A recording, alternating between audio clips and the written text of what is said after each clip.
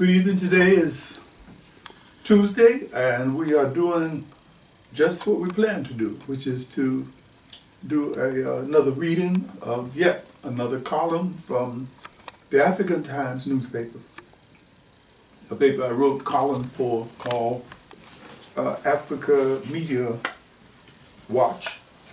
African Times newspaper, Mr. Charles Anshan, 1996, 1997. And as I explained in several earlier programs, I was just given the carte blanche to write about whatever I was concerned with, whatever I felt something about, and I took full advantage of it, so here we go. Last time I read something called the racial overtone in the Latino novellas. This evening I'll be sticking in the same part of the world, more or less.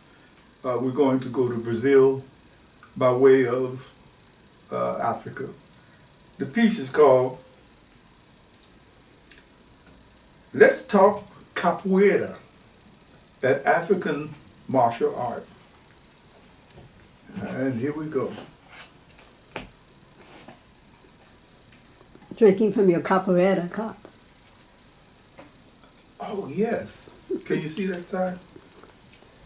Mm. This cup was given to me by a very generous, very lovely lady named Salena-Hawkins, because she sort of dug the idea that I like sipping my ice water from a capoeira cup. So that's how all that started.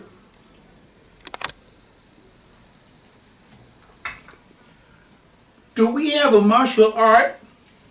We? Who is we? 10-year-olds? No, us.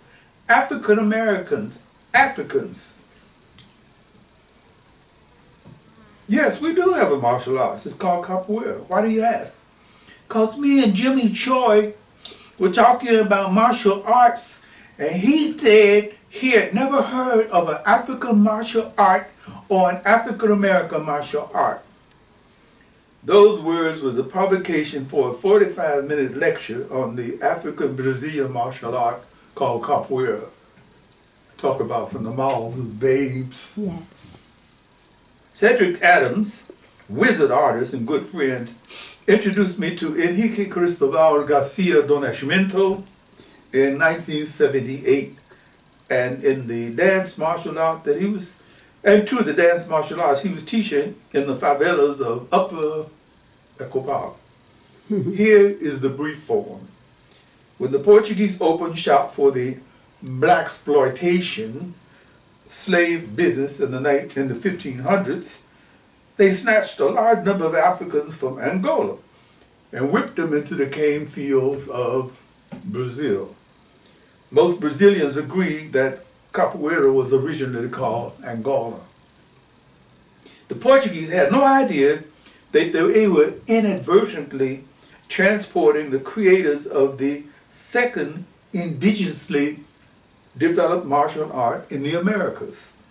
No one has done the research necessary to determine what the Apaches, the Jibaro, the Caribs, the Guanatabayes, or the Sioux and Seminole call their martial arts, but we have to be certain that they did have them.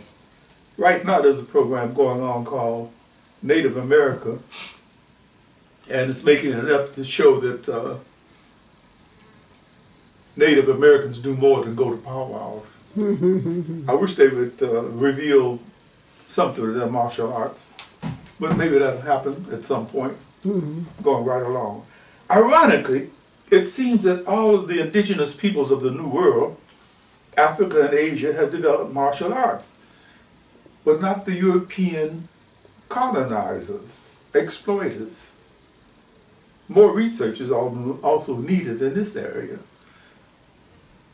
It's interesting. Unarmed martial arts became a colored thing, and it seemed that when we get to the Europeans, they start off with AKR 19 rocks or something.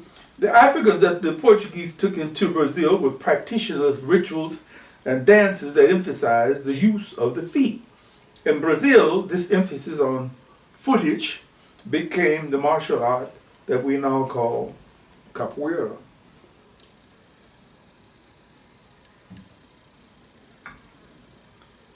There are dozens of theories and hypotheses concerning every aspect of capoeira. Which specific African society took it to Brazil, how the form of the art changed over the years, when was it first utilized, who is responsible for its present form, what part did the Native Americans of Brazil play in the development of this art, where did the vocal and instrumental music components come from, the instruments themselves, the birimbau, the pandeiro, the agogo, the atabaque, the heku, and the shekere. Where did it all come from? What is the meaning of the word capoeira? And so forth and so on. Place 50 capoeiristas in a room and you'll get 150 theories, notions, ideas, and vibes about the origin and development of capoeira. However, at the end of the day, we do know this. There are two basic styles of capoeira, Angola and Hay-jornal. It's spelled R-E-G-I-O-N-A-L, but pronounced in the Brazilian way, Hay-jornal. And that the art originated in Africa and was developed by Africans. Capoeira is alive and thriving in California, from the northern borders to San Diego. On July 12, 1997, I tripped to the World Beat Center in Balboa Park, San Diego, under the imaginative direction of Queen Makeda Dread, who invited me to witness a batizado, it's a baptism, presented by Professor Dennis Newsom, Capoeira Angola, São Bento Grande, under the supervision of Master Churro from Rio de Janeiro. A batizado is held to acknowledge the student's graduation from one level to another. Cedric came with a camera and I came with a ballpoint. Now, I have to say this because some people might agree with Master Moraes, who says, there's no need for a batizado. You know when you were born. And you can't really justify having a batizado because in the days when capoeira was illegal, you might be taken out and hung because people could recognize that you were a member of this society called capoeiristas.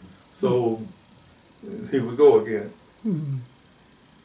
Professor Dennis Newsom, the founder of Capoeira Angola, São Bento Grande, and a former student of Cedric's, but now under the awesome wing of Master Turo, has firm credentials in a number of martial arts. Testa, the Ethiopian headbutting art, jailhouse rock, the African American prisoner's contribution to the martial arts pantheon, Kalinda, African stick fighting.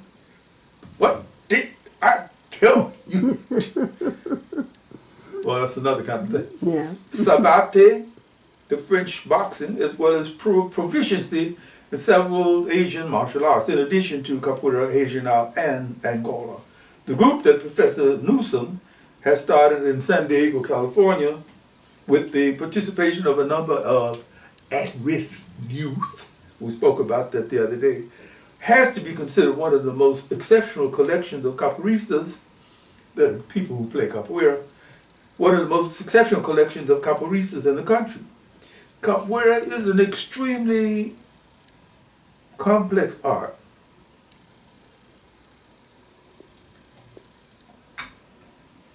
That makes unusual demands on the capoeirista. The capoeirista is not simply expected to move well, but must also learn the songs and rhythms on the bow-shaped birimbau, the pandeiro, and the other instruments, in addition to the specific etiquette that is accompanied by the play in the hara, the circle that contains the action and the magic. The capoeira movements tend to be circular, but not always. The games tend to be circular, but not always. The games tend to be friendly, but not inevitably. And in the hara, your best friend may be your worst enemy for a few minutes. In capoeira, there's drama, our story, excitement, music, or tradition, plus elements that can't be identified by names. Professor Newsom's Capoeira Angola San Vicente lays icing on the question, do we have a martial art? Brian, I'm glad you asked that question. Teach your children to ask questions. They might be amazed at what you know. Eluanda e bande, Eluanda e para, O Teresa canta cintada, O Lila canta de pé, on the docks of Bahia. Now tio yo ne ya ya, hela ila ila, Oh lele, hela ila ila, oh lele, hela ila ila, oh lele, hela ila ila, oh lele, hela ila ila. oh lele. Olele de Gigi oru marinheiro, olele de Gigi oru marinheiro, samba no mar marinheiro, samba no mar marinheiro, samba no mar marinheiro, samba no mar marinheiro, samba no mar estrangeiro. Oh, sim, sim, sim, oh, não, não, não.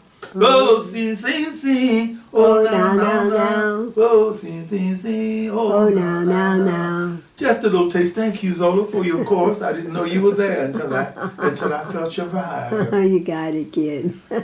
I was just Go ahead. funning a little bit, but to give you some idea of what the vocalization is that happens when you play capoeira, because you are required to know some songs and to sing. And after all, Capoeira brought us together.